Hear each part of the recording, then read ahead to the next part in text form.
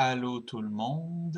Fait que comme promis, aujourd'hui, en fait, je vais vous faire une petite vidéo d'introduction pour vous expliquer comment, en fait, télécharger GitHub Desktop qu'on va utiliser parce que si vous n'avez pas encore téléchargé Git, où est-ce qu'on est rendu actuellement, vous n'aurez pas le temps d'avoir GitKraken de près d'ici au premier cours.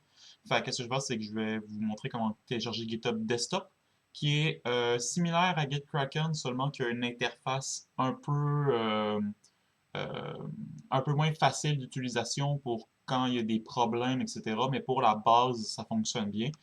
Puis je vais aussi, comme rapidement, vous montrer comment installer tout ça, puis comment télécharger un projet à partir de GitHub Desktop.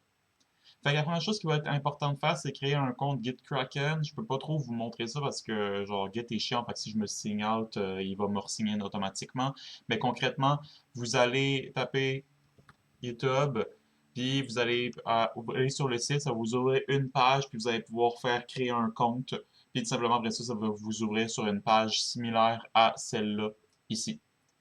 Une fois que ça va être fait, l'étape suivante, en fait, pour que le reste fonctionne, ça va être de m'envoyer votre adresse courriel que vous avez utilisée pour créer le compte. Parce que moi, ça va me permettre de vous inviter sur le projet qui s'appelle Samuel Guertin / cours de Level Design 2024. Puis après ça, quand ça va être fait, ben, à partir de Guide de ça, vous allez être capable d'aller récupérer le projet pour l'avoir sur votre ordinateur, pour pouvoir travailler dessus. Fait que ça, c'est la première étape. Fait que vous pouvez prendre un peu de temps pour le faire puis continuer la vidéo par après. Ensuite, une fois que ça va être fait, ben, on va aller chercher Git Desktop. Git Desktop, en fait, c'est gratuit. En fait, c'est pour ça que c'est la version un peu plus classique, en fait, de GitHub. GitKraken, comme je disais, il est plus visuel, etc. Puis je vous conseille quand même de faire votre demande si vous avez GitKraken avec le lien que j'avais envoyé plus tôt dans la semaine. Vous allez pouvoir faire votre demande d'étudiant. Puis une fois que c'est fait, vous l'avez gratuitement tout le long de votre université, puis même après. Parce que moi, je pense que mon Git Kraken du Cégep, il n'est pas encore comme marqué comme devoir le renouveler. Fait que c'est assez pratique, puis c'est pratique dans les game jams quand t'as pas de quoi des fois installer un Perforce, faire de même. Ça va plus vite de même.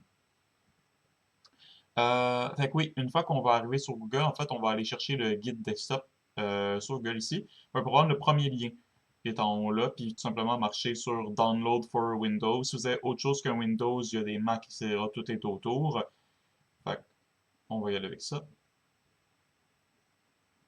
Ça va apparaître dans nos fichiers dans pas long.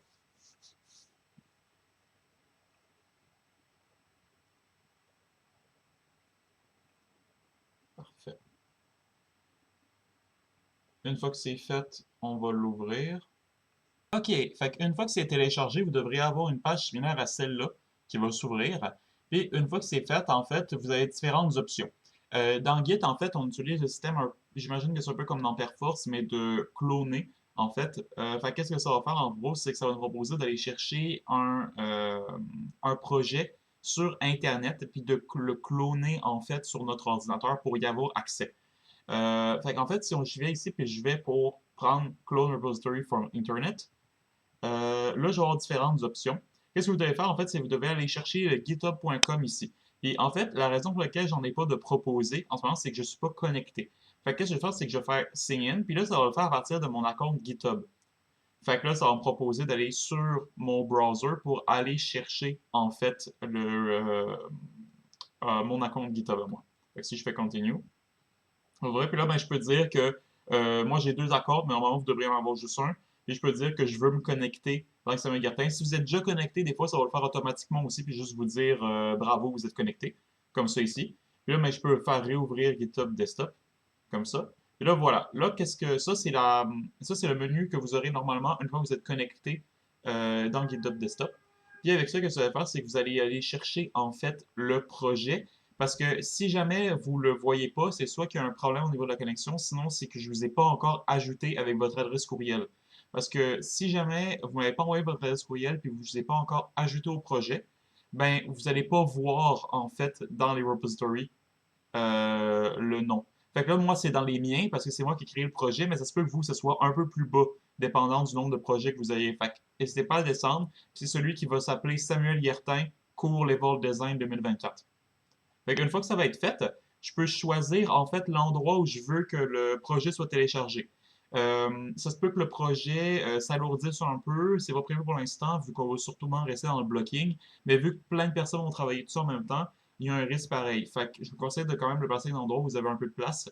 Comme moi, par exemple, j'ai pas beaucoup de place sur mon ordinateur, fait que je vais aller le mettre dans mon disque dur. Ici, comme ça, Core Level Design, je me crée un nouveau dossier. J'en mets exemple projet. Et voilà. Fait une fois que c'est fait, je peux faire cloner. Donc là, je suis dans le téléchargement en ce moment. Ça va continuer dans le même. Puis quand ça va être fini, je vais pouvoir avoir accès au projet puis l'ouvrir depuis mon ordinateur. Ça prend relativement du temps de mon côté parce que je l'ai fait mettre sur mon disque dur. Je vous dirais en général pour Git, etc. Si jamais vous mettez vos choses sur une clé USB ou un disque dur, etc., ça va être plus long que de le mettre directement sur l'ordinateur. Donc, ma caméra m'a lâché, alors vous aurez mon super visage stupéfait jusqu'à la fin de la vidéo. Donc, qu'est-ce qui se passe en ce moment? On a Git qui dit que le projet que je vous ai envoyé est potentiellement dangereux. Fait que vraiment, vous pouvez vraiment vous dire que c'est gravement dangereux. Fait que je vous conseille de faire Trust Repository, comme ça. Et une fois que ça va être fait, ça devrait vous ouvrir la compte.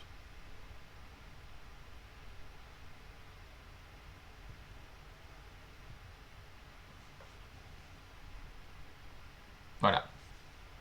Des fois, il faut cliquer deux, trois fois, là, mais ça finit par charger. Maintenant que le projet est ouvert, en fait, comme vous voyez, on peut accéder au projet. Si on va dans l'history, on peut voir les petits pushs que j'ai faits.